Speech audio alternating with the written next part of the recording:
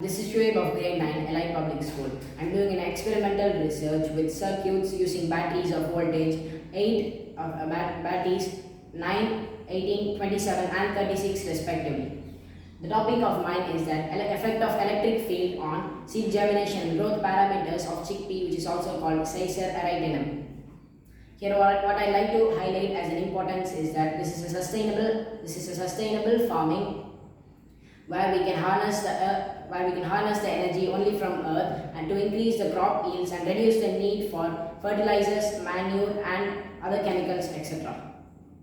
It has gained a lot of popularity among the farmers in the recent times and it has made an impressive result. It has shown an impressive result and some of the performances.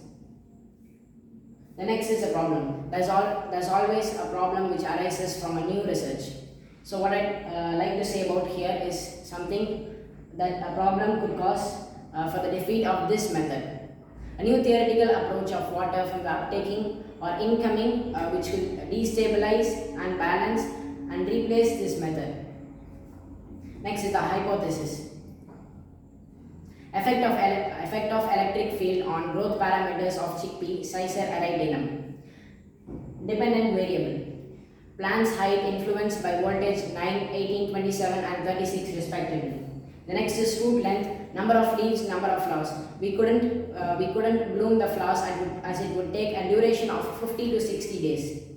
Dry weight of the plant, seed weight. We could not do a seed germination as it would take nearly 100 days of duration. The next is independent variable. Chickpea is capable of being exposed at electric fields of maximum level 0 to 1300 voltage for 15 minutes at 3 different temperature 13 degree, 16 degree and 19 degree Celsius. The next is controlled variable. We made electric contact through soil via stainless copper electrodes placed on each other ends of the seedbed. The next is the procedure. Seed germination is the first phase of the plant's life cycle, which includes a series of events within the seed, beginning with the absorption of water, continuing with the activation of signals, and synthesizing the following, as proteases, etc. In order to follow the procedure, we germinated the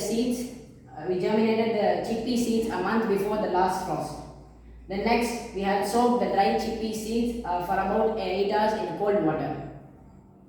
And thirdly, we placed the seeds on a dry paper towel and wrapped it up. Then after that, we placed the dry paper towel in a plastic bag and sealed it, and we kept it indoors in a very warm area. Then over the next 3 days, we checked it periodically to ensure that it's sprouting. So how we did it is that the chickpeas were cultivated into 2 groups, treated and controlled. The treated plants were exposed in electric field such as units A, B, C and D, whereas the control group is non-electrified and it is having the unit control group E.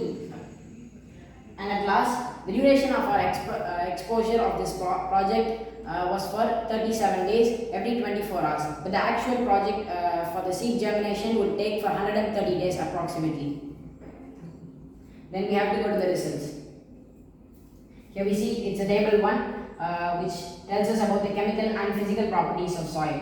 The texture. The soil that we had kept was for about 30 cm. The pH value is 7.39. And the SOM, which is nothing but soil organic matter percentage, is 1.2%. The saturation we did was for 50%.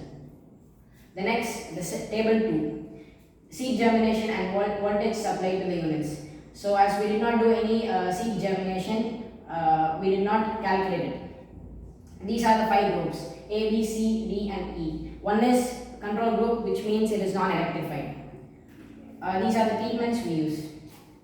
And the table 3 is the percentage of parameters in the units, which is we are comparing it with the control group. Of unit A, the plant height recorded is 2.5%, and B 2.6%, and C 2.6%, D 2.7%, and E, which is the non-electrified, 2.4%. So from here what we have observed is that the group D has gained the most height in percentage. And the next, this is a graphical representation of the factors of the plant, such as the number of leaves, plant height, root length, and the dry weight. What we have observed from this graph is that the leaves of the treated group has grown 24 hours more earlier than that of the control group. And at last we have recorded that the electrified plants are more greener than the non-electrified plants. Thank you.